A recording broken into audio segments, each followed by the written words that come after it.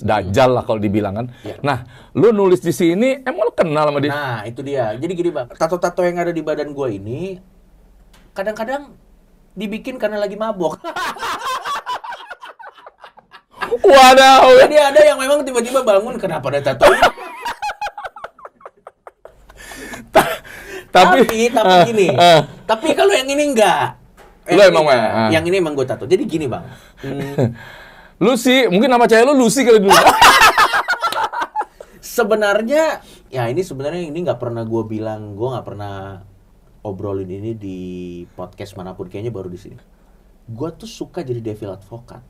Lo ngerti kan devil advocate? Devil advocate itu adalah you seems to be asshole, but actually you make people think.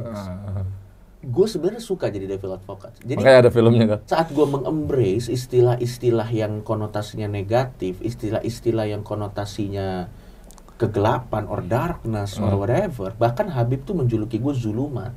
Zulumat itu dalam bahasa Arab artinya darkness. Penghuni kegelapan. Iya, gue embrace. Kenapa? Karena lu perlu devil advocate untuk bikin orang-orang di sekitar kita refleks gini.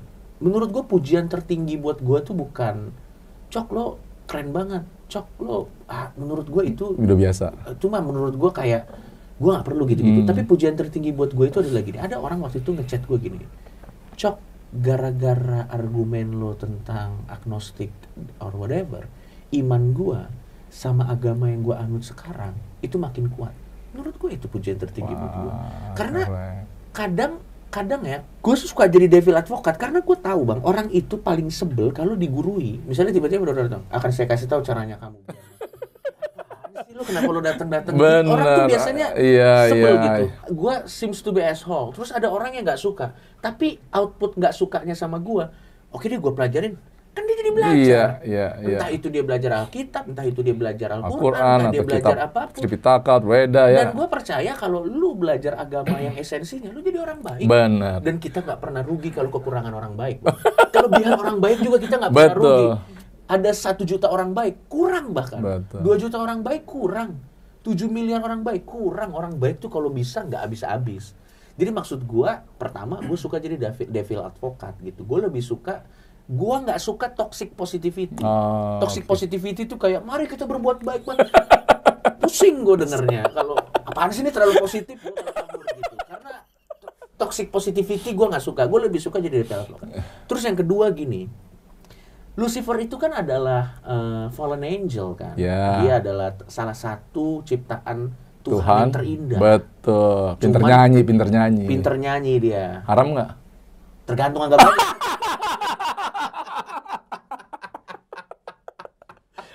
Lucifer tuh salah satu ciptaan Tuhan yang terindah gitu. Dan akhirnya dia itu punya, jadi gini, ini yang menarik. Lucifer itu menggunakan free will yang dikasih sama Tuhan untuk mengambil keputusan. Apa yang dia putuskan? Dia memutuskan untuk memberontak melawan Allah dengan menggoda Adam dan Hawa. Kepingin seperti Allah. Dia pengen seperti Allah. Tapi sebenarnya itu kan udah eksekusinya. Tapi sebenarnya awalnya itu adalah dia membiarkan desire hatinya menjadi greed. Dan greed itu menjadi tindakan yang adalah pemberontakan di Taman Eden. Dan itu bisa terjadi karena free will. Dan akhirnya si Lucifer ini ada konsekuensi lah yang harus dia terima. Dibuang. Dan itu pelajaran yang gue taruh di sini, bahwa kita bertanggung jawab sama setiap keputusan yang kita ambil. Kita punya free will, dan yang bertanggung jawab sama diri kita, ya diri kita. Itu menurut gue itu filosofi yang gue ambil. Jadi kalau gue pengen mengambil keputusan, ingat Lucifer. Dia itu bang, udah salah satu ciptaan Allah yang terindah. Pinter nyanyi, dia puji-pujian. Kalau nggak salah, gue nggak tahu posisi exactly dia di kasta malaikat apa, tapi one of the highest lah. Iya, kan ada 3 malaikat, Gabriel, Michael, sama Lucifer. Dia one of the highest. Dia apa? Minjem 8 juta, bunganya 2 juta. Nggak mau Bang Eko, terlalu tinggi tuh Bang Eko. Tunggu dulu Pak, jangan apa emosi. Dia itu luar biasa. Dia juga jenius. Dia juga punya hikmah. Dengan segala macam amunisi yang dia punya nih bang, untuk menjadi pribadi yang luar biasa, bisa salah ngambil keputusan. Ya jangan jumawa. Jadi gini, gue tidak mengagumi Lucifer karena dia adalah Prince of Darkness-nya.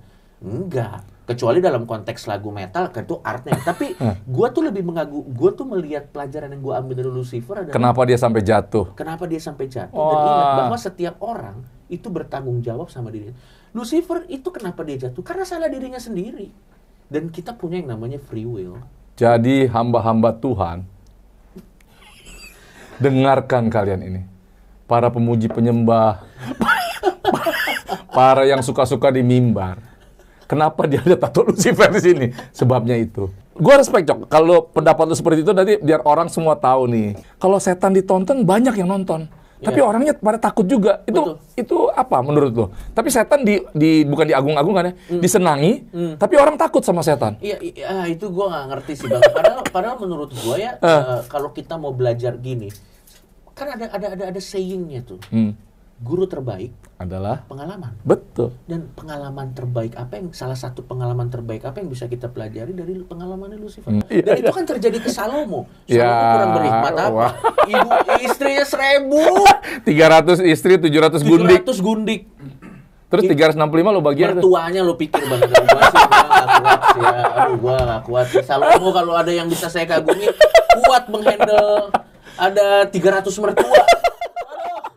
Belum lagi salah-salah nama. Benar. Tapi kalau rasa sekarang ngomong nggak mungkin salah nama sih. Dia jenius.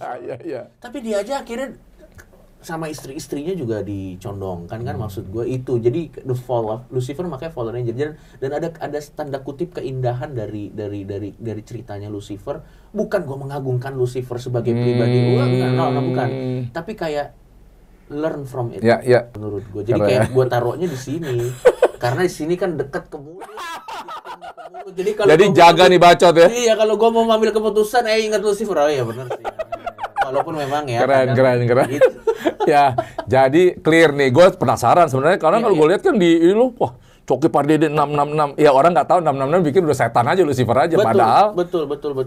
Itu simbol yang buat menarik orang, ya terutama orang-orang yang ngerti ya. Kenapa lu tuh kalau ngasih lawakan yang nyeleneh banget ya soal bencana alam, COVID, anak yatim kelaparan di Afrika, difabel Olimpik yang nggak punya tangan, terus yang terakhir yang paling orang pada banyak nggak cocok lah, kurma babi. Lu nggak menjaga perasaan orang itu, apa kenapa sebabnya? Oke, kalau pertanyaannya gitu, gue jawabnya gini. Apakah gue tidak menjaga perasaan orang lain? Sebenarnya yang ingin gue, semangat yang ingin gue share kepada teman-teman di sini adalah, pada saat kita tersinggung, what the worst can happen? Apa? Tindakan kita ya, tindakan. Iya, misalnya gini, perasaan kita tersinggung nih. Yeah. Nah, misalnya contoh, ada botol, terus for whatever reason, kita tersinggung lihat botol ini. Oke, terus apa yang bisa terjadi kalau kita tersinggung sebenarnya, kalau kita mau telah? Nggak ada, Bang. Itu ya tersinggung aja. Iya. Habis itu apa? Ya nggak ada. Kayak kosmos ini akan tetap berjalan. Akan tetap matahari itu akan tetap terbit, Gak mungkin terbalik terbitnya ya? Betul. Terus bumi tetap akan mengelilingi matahari. Semua hukum alam akan berjalan sebagaimana mestinya. Pemerintahan juga akan berjalan sebagaimana mestinya. Sehingga akhirnya kalau kita apa? Ya kita nggak sespesial itu. Nggak ada yang terjadi. Paling kita marah, ya udah. Jadi sebenarnya yang pengen gue tunjukin, kenapa gua seolah-olah ya, atau kelihatannya tidak menghargai perasaan orang lain, karena kalau lo tersinggung ya apa? Ya udah, itu doang. Tandanya kita masih hidup. Masih normal. Urusan sakit hati, kepahitan urusan lo. Betul. Ini gua udah ngomong jutaan kali, Bang. Gua percaya bahwa ketersinggung, offense is taken not given. Offense is taken not given. Tergantung lo mau di posisi yang mana ya. Betul, offense is taken not given. Jadi menurut gua ketersinggungan itu diambil, bukan dikasih. Gue juga pengen ngasih tahu bahwa kita punya otoritas dalam diri kita untuk memilih kita ingin tersinggung atau tidak. Sekalipun kita tiba-tiba tersinggung, kita juga tetap punya pilihan ingin mengeluarkannya dengan cara elegan atau kampungan. Perasaan orang lain itu jadi prioritas dalam karya gua, kagak berkarya kan? Karena di Indonesia ada 200 berapa juta orang, hampir 300 juta orang, dengan hal-hal sensitif yang berbeda-beda. Iya. Satu orang bisa punya 5 hal sensitif. Kalau misalnya ada, bilanglah 300 juta di Indonesia, kali 5, itu udah berapa? 1,5 miliar hal Iya. yang nggak bisa gue bahas. Benar. Mending bisu. Iya. Karena maksud gue, akhirnya gue nggak bisa ngapa-ngapain. Iya.